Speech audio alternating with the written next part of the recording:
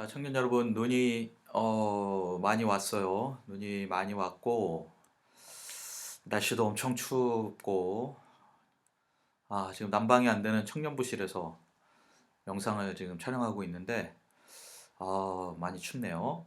청년들 건강 잘 챙기고 우리 청년들 건강 잘 챙기고 어, 또 여러분의 개인 경건의 생활들 잘 유지하고 우리가 만날 날들을 좀 기대하면서 지낼 수 있었으면 좋겠습니다.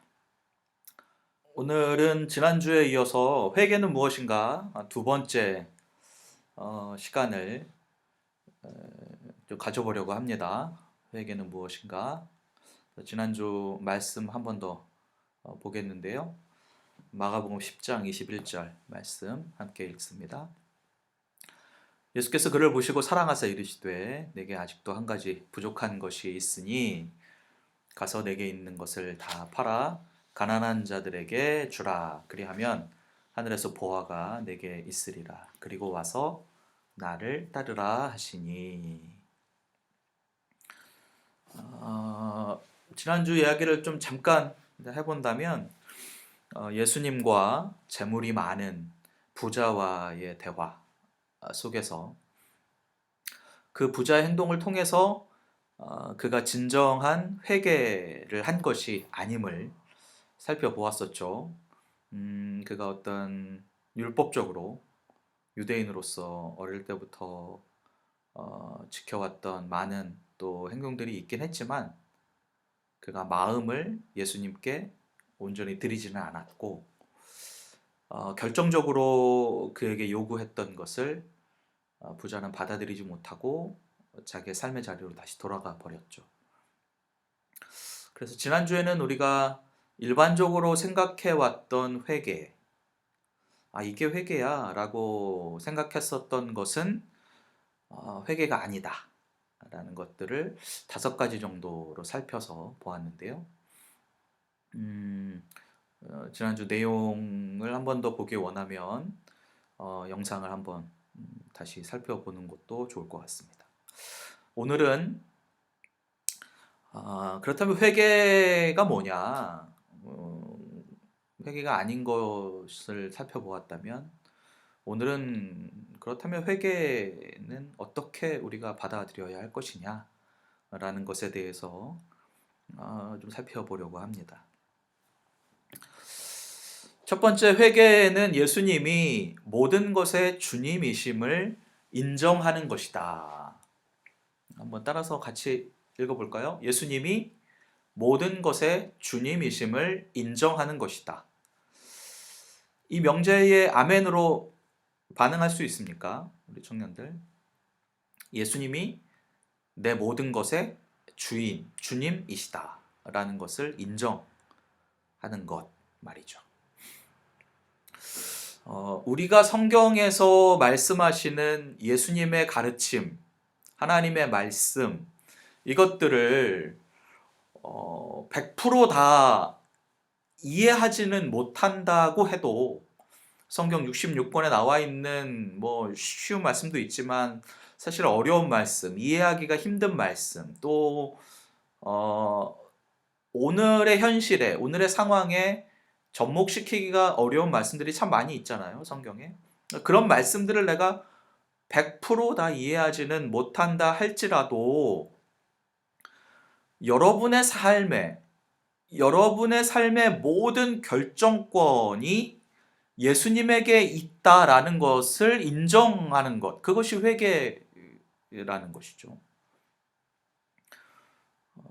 그 이야기는 바꾸어 말하면 여러분이 성경에 기록된 하나님의 말씀을 온전히 행하고 따른다, 그 말씀을 지켜 살아간다라는 것을 의미합니다. 여러분의 마음이 100이다 라고 하면 어쩌면 하나님, 세상, 뭐 성경은 두 주인을 겸해서 섬길 수 없다고 말하지만 여러분의 마음의 어떤 면적을 100으로 놨을 때 어쩌면 믿음의 삶이 더 큰 퍼센테이지를 차지하기보다는 어쩌면 믿지 않는 삶으로 더 많은 면적이 기울어져 있을지도 모르겠어요. 제가 여러분의 마음을 다 알지는 알 수는 없지만, 근데 이런 상황에서 회개가 뭐냐? 예수님이 인도하시는 곳, 예수님이 명령하시는 말씀, 그것을 전적으로 따르겠습니다 라고 고백하면서 선포하면서 주님이 내 삶의 모든 것을 주관하시는 분이십니다 라는 것을 인정한다 라고 하는 거예요.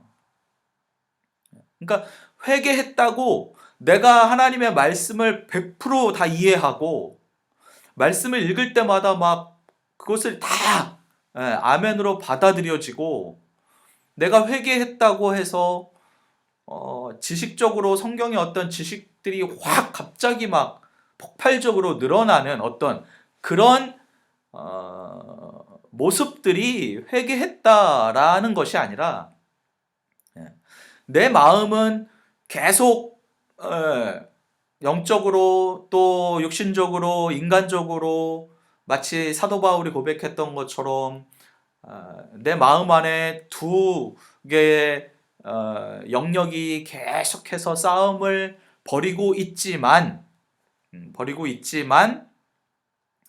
계속해서 내 마음이 예수님께로 향해 가는 것, 예수님의 말씀에 따르겠다라고 순종하는 것, 어떤 것을 결정할 때에 내가 이것을 선택하겠습니다 라고 인정하고 고백하는 것, 그것이 회개이다 라고 하는 것이죠.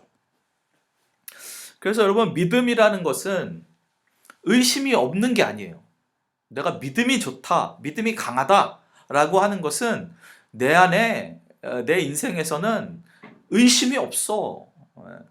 그것이 아니라 의심이 있지만, 내 안에 싸움이 있지만, 그럼에도 불구하고 예수님을 계속해서 따르겠다라고 하는 결단이죠. 그게 회개예요. 그래서 회개한 사람의 믿음은, 나는 이제 회개했으니까, 나는 이제 믿음의 사람이니까 절대 넘어지지 않아, 나는 어떤 유혹에도 절대 넘어지지 않아, 그렇게 말하는 것이 아니라, 내가 넘어졌을 때, 내가 쓰러졌을 때, 내가 믿음에서 잠시 떠나 있을 때 내가 그 순간 어떤 것을 하느냐, 무엇을 하느냐, 그것으로 회개한 나의 믿음이 결정된다라고 하는 거예요. 그래서 복음을 믿는 자들은 넘어졌을 때 회개의 마음을 갖죠. 다시금 내가 주님께로 집중하고 주님이 나의 삶의 전부이심을 인정하고 고백하죠. 그러면 하나님의 말씀을 자연스럽게 붙들게 되어 있어요. 내 마음의 변화는 하나님의 말씀과 연결되어져 있기 때문에 내가 하나님께로, 내가 예수 그리스도께로 마음을 향하게 되면, 그분을 나의 주님으로 인정하게 되면 자연스럽게 하나님의 말씀으로 나아가게 되어 있고 그 말씀을 붙들게 되어 있어요. 그래서 그 말씀으로 인해서 내가 다시 회복해서 감사하게 되고 쓰러진 상태에서 다시금 일어나게 되는 것이죠. 그래서 회개는 우리의 갈망과 두려움과 정욕과 혼란을 죽이는 것인데, 왜냐하면 이런 것들보다도 예수님이 더욱더 중요하다는 사실을 이제 내가 깨달았기 때문이에요. 예전에는 그런 것들이 더 중심이었고 내가 그런 것들을 더 선택했는데, 이제는 그런 것들보다 예수님이 내 삶의 주인으로, 내 삶의 가장 중요한 분으로 내가 인식하고 고백했기 때문에 회개는 이전에 모든 죄들을 죽이는 행위이다라고 하는 것이죠. 그래서 회개는 우리를 더욱 큰 영적 싸움의 장으로 우리를 인도해요. 그래서 회개한 사람은 영적 싸움을 회피하거나 거기서 쓰러지거나 주저앉는 사람이 아니라 회개한 사람은 더욱더 영적인 싸움으로 나아가는 사람이에요. 그래서 그 싸움에서 주님을 인정하고 하나님의 말씀으로 승리하는 사람들이다 라고 하는 것이죠. 저는 우리 청년들이 이런 의미에서 회개한 사람으로 믿음의 삶을 영적 싸움에서 승리하는 하나님의 자녀들이 될 수 있기를 주님의 이름으로 축원합니다. 두 번째는 단순히 죄를 멈추기만 하는 것이 아니라 동시에 예수님을 따르기 시작하는 것이다 라고 하는 거예요. 우리가 회개라고 하면 첫 번째 줄을 생각하죠. 아, 내가 회개했으니까 이제 내가 이전에 했던 죄를 멈춰야 해. 스톱해야 해. 그걸 하면 안 돼. 거기에서 그치는 것이 아니라 예수님을 따르기 시작하는 것. 예수님을 따르기 시작하는 것, 그것을 한 단어로 말하면 제자이죠. 제자. 많은 사람이 회개를 단순히 나쁜 일을 멈추고 명령을 어기는 것을 멈추고 그만하는 것으로 생각해요. 하지만 예수님은 우리에게 거기까지만 요구하신 게 아니에요. 그래, 너 거기서 스탑했으니까 그래, 너 거기 그냥 서 있어. 그 자리에 머물러 있어 라고 주님은 우리에게 말씀하신 것이 아니라 예수님은 우리를 그분의 제자로 부르셨어요. 예수님을 따르도록 명령하셨어요. 그분의 사명을 감당하도록 그분을 따르라고 우리에게 말씀하셨어요. 그래서 예수님을 따른다라고 하는 것은 그분의 말씀을 따르는 것이고 그분과 함께 행하는 것이죠.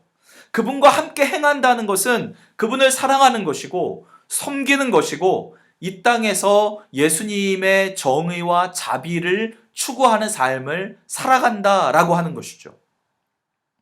그래서 제자도는 몇 가지 내 삶의 악한 일, 나쁜 습관, 반복되어지는 습관을 멈추는 수동적인 자세가 아니에요, 회개는.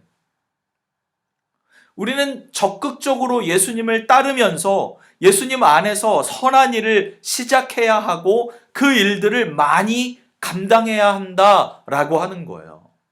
사랑하는 청년 여러분, 그래서 여러분이 회개했다라고 말할 때, 야, 나 이제 옛날에 이런 거 했었는데 나 그거 끊었어. 나 이제 그런 거 안 해. 엄청 하고 싶은데 그거 절제하고 있어. 이렇게 수동적으로 접근하는 것이 아니라 능동적으로, 아, 나는 이제 예수님의 제자로 예수님을 따르는 삶을 시작했어. 예수님 안에서 선한 삶을 시작했어. 그러한 일들을 지금 감당하고 있어. 그분과 함께 지금 동행하고 있어. 그분을 사랑하고 있어. 공의와 자비의 삶을 추구하고 있어. 이렇게 고백하는 것이 바로 회개한 사람의 삶이다 라고 하는 거죠. 세 번째는 성령이 일으키시는 갈망의 변화를 수반하는 거예요. 회개는 마음이 변화되는 것이라고 지난주에 목사님이 이야기했거든요. 근데 오늘 본문에 나오는 예수님을 만난 부자는 마음이 변화되지 않았어요. 마음이 예수님을 향하지 않았어요. 그는 그저 율법적인 행동만 했던 사람이에요. 마음이 변화되지 않았어요. 근데 그 마음은 누가 변화시키시느냐? 성령께서 변화시키시는 거거든요. 성령이 나를 감동시키셔서 내 마음이 변화되는 거예요. 이전에는 내 삶의 주인이 예수님이 아니셨는데 성령께서 내 마음을 바꾸어 주셔서 이제는 예수님이 내 삶의 주인이라고 고백하게 되었다라고 하는 거예요. 구원의 순간은 학자들이 이야기할 때 거듭남이라고 부르는 순간이죠. 단번에 일어나는 그 순간. 그때 하나님은 우리의 마음을 그분의 형상으로 새롭게 변화시키세요. 창세기에서 우리가 하나님의 형상으로 지음을 받았잖아요. 근데 죄로 인해서 그 하나님의 형상이 우리 안에 무너졌죠.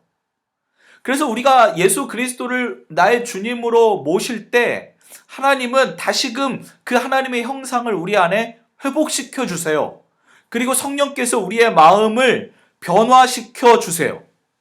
그래서 바울 사도는 바울 서신에서 누구든지 그리스도 안에 있으면 새로운 피조물이다 라고 우리의 정체성을 소개하고 있죠. 우리는 새로운 피조물이에요. 그래서 우리가 회개할 때 우리는 이제 죄를 갈망하는 것이 아니라 하나님의 의, 하나님의 영을 갈망하는 모습으로 변화되어진다라고 하는 것이죠. 그래서 이제 우리가 거듭남으로 인해서 우리의 마음의 변화가 일어날 때 예수라는 존재는 단순히 역사적인 인물이나 우리가 범접할 수 없는 그런 놀라운 성인이 아니라 나의 아버지가 되시고 나의 친구가 되어주신다라고 하는 거죠. 그게 진짜 회개한 사람의 모습이다라고 하는 거죠. 그래서 여러분, 마음이 변화되었다면, 내 마음이 예수 그리스도 안에서 변화되었다라고 한다면 회개는 자연스럽고 불가피하게 따라오는 거예요. 내 마음이 변화되면. 그렇다면 여기서 한 가지 질문. 그런 마음의 변화가 여러분에게 일어났는지를 어떻게 알 수 있을까? 여러분, 어떻게 알 수 있어요? 여러분 안에 마음이 변화되었는지 아닌지를 어떻게 알 수 있어요? 다시 한번 강조하지만 죄를 완전히 멈추었거나 죄에 대한 모든 갈망을 없애버렸다라는 게 아니에요. 여러분은 죽는 날까지, 우리 모두는 죽는 날까지 육신과 씨름을 하고 싸워야 해요. 예수님이 나의 주님이시라는 사실을 우리가 계속 고백하는 것, 그분이 원하지 않는 자리에 있기를 주저하는 것,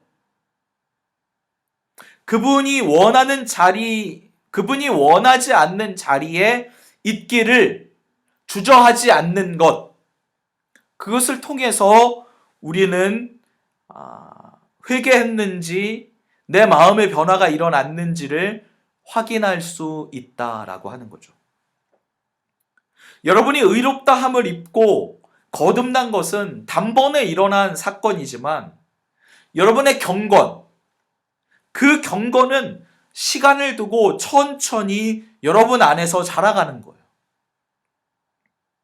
여러분의 경건, 여러분의 신앙의 힘, 영적인 파워는 거듭남과 동시에 여러분 안에 풀파워로 채워지는 게 아니라는 거예요. 끊임없는 영적인 싸움, 끊임없는 내 육신 안에서의 싸움, 그것들을 통해서 천천히 승리하기도 하고 좌절하기도 하고 넘어지기도 하고 그러면서 여러분 안에 계속해서 자라가고 쌓여져 가는 거예요. 여러분의 속사람이 육신과 씨름할 때 항상 하나님을 갈망하고 그분을 선택하면 여러분의 마음은 변화된 거예요. 저는 여러분의 마음이 그리스도 안에서 온전히 변화되어질 수 있기를, 이미 변화되어졌기를 주님의 이름으로 간절히 소망합니다. 여러분, 그런 변화된 그리스도인으로 세워져 갈 수 있기를 간절히 바라요. 여러분은 여러분의 죄를 정말로 회개했습니까? 마지막으로 여러분에게 질문 드리고 싶어요. 회개란 무엇인가? 라는 챕터를 정리하면서 여러분은 정말 여러분의 죄를 회개했습니까? 여러분은 회개의 기도를 올려드렸고 결신의 자리로도 나아갔고 온갖 종류의 종교적인 활동에 참여해 왔을 수 있지만 그리스도의 주인 되심은 한 번도 진지하게 받아들인 적이 없을지도 몰라요. 여러분 마음으로 한번 진지하게 생각하고 여러분 스스로에게 질문해 보세요. 그리스도의 주인 되심을 향한 여러분의 태도가 변화되어지지 않았기 때문에, 변화되지 않았기 때문에 우리의 삶은 실제로 아무런 변화가 없고 아무런 능력을 발휘하지 못한다라고 하는 것이죠. 이 그림에 머리의 뇌와 가슴의 심장이 이렇게 그려져 있는데요. 많은 그리스도인이 머리와 가슴 사이의 거리인 45cm를 두고 천국에 들어가지 못할 것이라는 이야기가 있습니다. 여러분이 그런 사람들이 되지 않기를 간절히 바랍니다. 여러분이 예수 그리스도에 대하여 사실로 아는 바가 여러분의 영혼을 사로잡고 여러분의 행동에 명령하도록 하기를 바랍니다. 사랑하는 청년 여러분, 회개하십시오. 머리로만이 아니라 마음의 변화로 말미암아 예수 그리스도를 주님으로 고백하고 또 예수님을 따르는 참 제자가 되고 성령의 역사하심을 따라 그 변화된 마음이 변화된 삶으로 나아가는 그런 우리 믿음의 청년들이 될 수 있기를 간절히 소망합니다. 하나님을 모독하고 그리스도를 경시하는 모든 생각, 성향, 의도 이것들을 하나님을 귀중히 여기고 그리스도를 높이는 것들로 바꾸고 변화시켜 나아가는 필그림의 모든 청년들이 될 수 있기를 주님의 이름으로 간절히 축원드립니다. 기도하겠습니다. 사랑의 주님, 우리 필그림의 청년들 참된 회개의 자리로 나아갈 수 있게 인도하여 주옵소서. 예수님을 우리 삶의 주인으로 전부로 고백하게 하시고 우리가 정말 주님의 참 제자로 주님을 따르는 삶을 살게 도와주시고 성령의 강력한 임재하심으로 우리의 마음과 삶이 완전히 변화되어져서 하나님의 말씀을 따라 그 말씀에 순종하며 그 말씀의 역사를 우리 청년들의 삶에 이루어감으로 매일매일 치열하게 벌어지는 영적 싸움에서 우리 청년들이 승리하는, 회개하여 믿음으로 승리하는 우리 모든 청년들이 되어질 수 있도록 하나님 인도하여 주시옵소서. 감사를 드리며 예수님의 이름으로 기도하옵나이다. 아멘. 다음 주에도 아마 영상으로 예배 드릴 것 같습니다. 한 주간도 건강하게 잘 지내고 또 여러분의 신앙생활 개인적으로 잘 지켜나갈 수 있기를 간절히 소망합니다. 우리 청년들 다음 주에 또 건강한 모습으로 뵙겠습니다. 감사합니다.